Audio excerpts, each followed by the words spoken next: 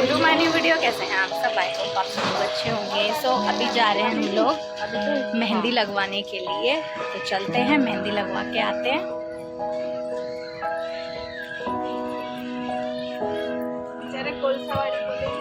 हम लोग बार बार आ रहे जा रहे हैं। बेचारे मार्केट वाले बोलेंगे ये लड़की तो यहीं घूम रही है सुबह से।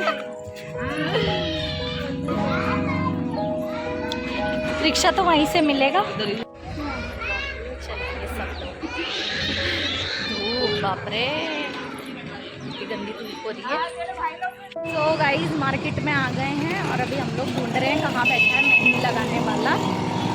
तो अभी ढूंढना हमारा चालू है, पता नहीं कहाँ बैठा है, दिख भी नहीं रहा है।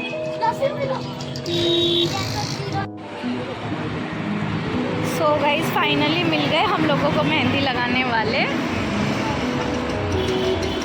और अब देखते हैं हमारा टर्न कब आने वाला है। सबसे पहले हम लोगों ने डिज़ाइंस पसंद करे जो हम लोगों को लगाने थे। तो इन लोगों का जो कॉस्ट था बहुत ज़्यादा था, महंगा। फिर हम लोगों ने डिज़ाइन पसंद किए, तो मुझे अरबी डिज़ाइन पसंद आया तो मैंने वही लगाया। तो फिर इन्होंने पहले मुझे मेहंदी लगानी स्टार्ट की। तो मैं इनसे पूछ रही थी कि सेम मेहंदी लगाओगे कि थोड़ी डिफरेंट। तो इन्होंने मुझे बताया कि सेम नहीं होगी, जो आपने पसंद की है थोड़ी सी डिफरेंट होगी वो, बट हाँ जैसी दिख रही है वैसी ही होगी। तो मैं इनसे ये भी पूछ रही थी कि हाथ भरा भरा तो लगेगा ना, क्योंकि मैंने अरबी डिज़ाइन पसंद किया था, बट थोड़ा सा अरबी डिज़ाइन कैसा जो थोड़ा सा भरा हुआ होता है। तो फिर उन्होंने बोला कि हाँ हाथ आपका भरा भरा लगेगा। फिर यहाँ पर इन्होंने मुझे मेहंदी लगाने स्टार्ट कर दी थी।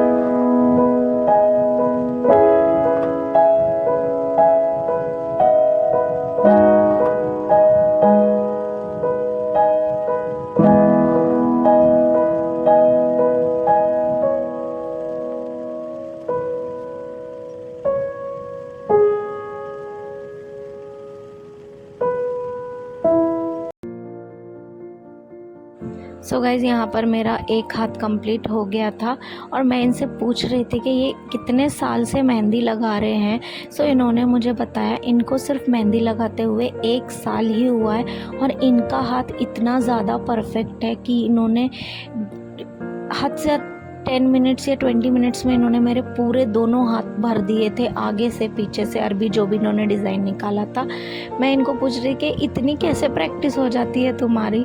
तो बोले इनके यहाँ जितने भी लोग होते हैं सब यही काम करते हैं मेहंदी लगाने का, और इन लोगों को हो जाती है इतनी ज़्यादा प्रैक्टिस कि इनकी फटाफट मेहंदी लग जाती है। मैं इनसे वही पूछ रही थी कि तुम कहाँ कहाँ जाते हो। इन्होंने मुझे सब चीज़ें बताई कि जो ब्राइड होती है उन लोगों का जो स्टार्टिंग, जैसे ब्राइड के लिए मेहंदी लगवानी है हमें, तो इनका जो फर्स्ट प्राइस होता है, स्टार्टिंग प्राइस जो होता है इनका 2100 रुपये है, और अगर ग्रूम को लगवानी है तो 500 रुपीज़ है। तो हम लोगों को जैसे आगे कभी, अभी मेरे छोटे देवर हैं उनकी शादी वगैरह पड़ेगी, शायद हम लोगों को ज़रूरत पड़े तो हम इन्हें वहाँ बुला सकते हैं। बट ये लोग ऐसे हैं कि दिल्ली, मेरठ, आप जहाँ से भी इनको बुलाना चाहे वो वहीं पर चले जाते हैं। आजकल तो वैसे हर जगह अवेलेबल होते हैं मेहंदी लगाने वाले। और यहाँ पर मेरी दोनों हाथों की मेहंदी ऑलमोस्ट डन हो गई थी, और फिर साथ ही साथ जब मेरी कंप्लीट हुई तो फिर तुरंत हम लोगों ने बोला, मैंने बोला चलो अब रजनी तुम लगा लो, क्योंकि हम दोनों ही गए थे साथ में मेहंदी लगाने के लिए। तो मेरी मेहंदी मुझे तो बहुत ज़्यादा पसंद आ रही थी, बट आप लोग मुझे कमेंट करके बताना कि आप लोगों को हमारी मेहंदी कैसी लगी। फिर यहाँ पर बैठी रजनी ने सब अपने जो कड़े वगैरह थे वो निकाले, और यहाँ पर उसने भी मेहंदी लगानी शुरू की। रजनी को मेहंदी लगानी आती है, वो यहाँ पर बोल रही थी हम लोगों को कि मुझे ये इतना ज़्यादा महंगा लग रहा है कि अगर मेरे पास कौन हो मैं थोड़ा टाइम लगाऊंगी, बट हाँ मैं भी 1 घंटे में तो मेहंदी मैं भी लगा दूंगी। वो ज़्यादा सेटिस्फाई नहीं हो रही थी इन लोगों से, क्योंकि कहते हैं ना जिसको मेहंदी लगानी आती है वो नहीं उसको सेटिस्फेक्शन नहीं होता।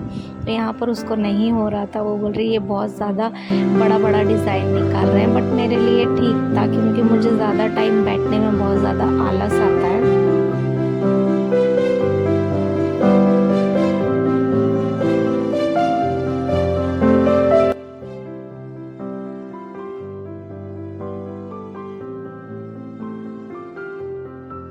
सो यहाँ पर रजनी की भी मेहंदी ऑलमोस्ट कंप्लीट हो गई थी। ये उसकी एक हाथ की मेहंदी थी और सेकंड हाथ में अभी थोड़ी सी बाकी थी मेहंदी। फिर जब हम दोनों की मेहंदी हो गई कंप्लीट तो फिर यहाँ पर मैं आप लोगों को दिखा रही हूँ कि ये थी हमारी दोनों की मेहंदी। सो आप लोगों को मेहंदी कैसी लगी मुझे कॉमेंट करके ज़रूर बताना। और जब इसका कलर आ जाएगा वो आप लोगों को नेक्स्ट वीडियो में देखने के लिए मिलेगा कि इसका कलर कैसा आया है। और हम दोनों ने यहाँ पर हमारे हस्बैंड्स के नाम भी लिखवाए थे। फिर बस हम लोग यहाँ से निकल गए मेहंदी लगवाने के बाद। और फिर हम लोगों ने यहाँ पर एक शॉप देखी जहाँ पर बहुत सारी ज्वेलरीज थी और बहुत बजट में थी। तो हम लोगों ने सोचा चलो थोड़ी सी विंडो शॉपिंग कर लेते हैं।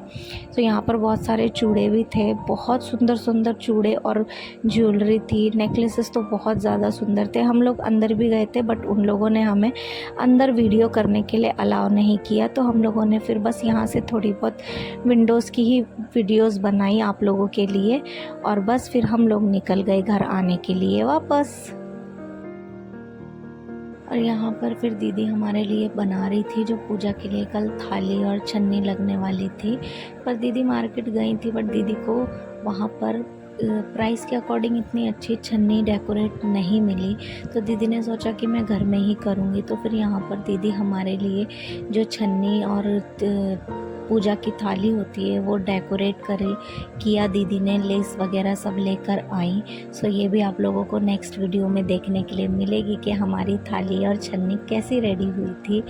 यहाँ पर फिर दीदी ने इसको बहुत अच्छी तरह डेकोरेट किया था। और बस फिर मैं घर के काम वाम निपटा के फिर बज गए 10, जो कि रात के 10 बज गए थे क्योंकि खाना वगैरह बनाया आके। और फिर मैंने सोचा सो मेरी मेहंदी का रंग ऐसा आया है। अभी ये और ज़्यादा डार्क होने वाला है क्योंकि आजकल मेहंदी अगले दिन ही ज़्यादा कलर छोड़ती है। और फिर मैं यहाँ पर ब्लीच करने बैठ गई जो कि मुझे सारे दिन में टाइम ही नहीं मिला। तो मैंने सोचा चलो ये भी आप लोगों को दिखाती हूँ कि ब्लीच का सही तरीका यूज़ करने का क्या है। बहुत से लोगों को आता है बट बहुत से लोगों को नहीं आता। तो इसमें ये 2 डिब्बियाँ निकली थी, एक में क्रीम थी और एक में जो एक्टिवेटर होता है वो था। सो मैं इसमें देख रही थी शायद कुछ प्लेट्स वगैरह भी हो छोटी मोटी जिसमें ये सब मिक्स कर सकें, बट इसमें ऐसा कुछ भी नहीं था। क्योंकि मैंने सुना है कि ब्लीच के लिए जो हम प्लास्टिक के प्लेट्स वगैरह होती है उसमें ही मिक्स करें, स्टील वगैरह में कभी ब्लीच को मिक्स नहीं करना चाहिए। सो यहाँ पर मैं ऐसा कुछ था नहीं, इसमें सिर्फ क्रीम थी, येलो कलर की क्रीम थी इसमें और येलो कलर का ही एक्टिवेटर था। उसको मिक्स करने के लिए एक छोटी सी स्पून थी इसमें। सो इसको मैंने एक्टिवेटर को इसके अंदर डाला। सो एक्टिवेटर आपको फुल भर के मिलता है बट आप थोड़ा सा मिक्स करके इसको ट्राई कीजिए स्किन पे लगा के कि आपको फील तो नहीं हो रहा, ज़्यादा हार्म तो नहीं कर रहा, उस हिसाब से आप इसमें एक्टिवेटर यूज़ कीजिए। सो यहाँ पर मैंने जो मेरी जो एक्टिवेटर आई थी मैंने उसको थोड़ा सा ही छोड़ा था, बाकी पूरी डिब्बी मुझे यूज़ हो गई थी। सो मैंने इस पर मिक्स किया। और मैं यहाँ पर आपको बता रही हूँ कि ब्लीच को कभी भी इस टाइप से ना लगाएं, जो आपकी हेयर ग्रोथ होती है उसके उलट साइड में लगाएं, इस तरह से। सो मैंने यहाँ पर पूरी ब्लीच इसी तरह से लगाई, यही सही तरीका है ब्लीच को लगाने का। फिर मैंने इसको पूरे फेस पर इसी तरह से आईब्रोज जो आई एरिया होता है वो पूरा आपको छोड़ देना है क्योंकि ये बहुत ज़्यादा स्ट्रॉन्ग होता है, आँखों में लगता है। और इसको 15 मिनट्स के लिए आप ऐसे ही छोड़ दीजिए, सिर्फ 15 मिनट्स, इससे ज़्यादा टाइम नहीं होना चाहिए। और इससे कम होगा तो आपकी जो आपने ब्लीच की है उसका अच्छा रिज़ल्ट नहीं आएगा। तो यहाँ पर मैंने ब्लीच मेरी सूख गई थी और इसके बाद मैंने पानी लिया। और आप कोई भी एक हैंकी ले सकते हैं या टिश्यू ले सकते हैं। मेरे पास टिश्यू अवेलेबल नहीं थे तो मैंने एक हैंकी लिया, उसके हेल्प से मैंने पूरी जो ब्लीच मैंने लगाई थी उसको रिमूव किया 15 मिनट के बाद। सो यहाँ पर मेरी जब ब्लीच पूरी मैंने वॉश कर ली उसके बाद मैंने अच्छे से टैप कर करके फेस को ड्राई किया। फेस को ड्राई करने के बाद देखिए मेरे पूरे जो हेयर हैं वो ब्राउन हो गए हैं। शायद आपको ठीक से नहीं दिख रहा होगा बट पूरे अच्छी तरह ब्राउन हो गए थे वो चेक करने के बाद ही आप अपनी ब्लीच रिमूव कीजिए। और इसके बाद मैंने जो पॉन्ड्स का मॉइस्चराइज़र है, मेरी ऑयली स्किन है तो मैं पॉन्ड्स का जेल बेस में जो मॉइस्चराइज़र होता है वो यूज़ करती हूँ। और मैंने इसको अच्छी तरह से फेस पे लगाया और इसके बाद मैंने इसको 5 सेकेंड या 10 सेकेंड के लिए अच्छे से मसाज किया। और नेक्स्ट डे, ब्लीच करने के नेक्स्ट डे आपको सोप नहीं यूज़ करना होता है, फेस वॉश भी यूज़ नहीं करना होता है, सिर्फ आप कूल वाटर से ही अपना फेस धोएं, बस इनफ होता है उतना ही। और बस यहाँ पर मेरा स्किन हो गई रेडी। सो वीडियो कैसी लगी कमेंट करके बताना। Thank you for watching my video. Bye bye, take care and lots of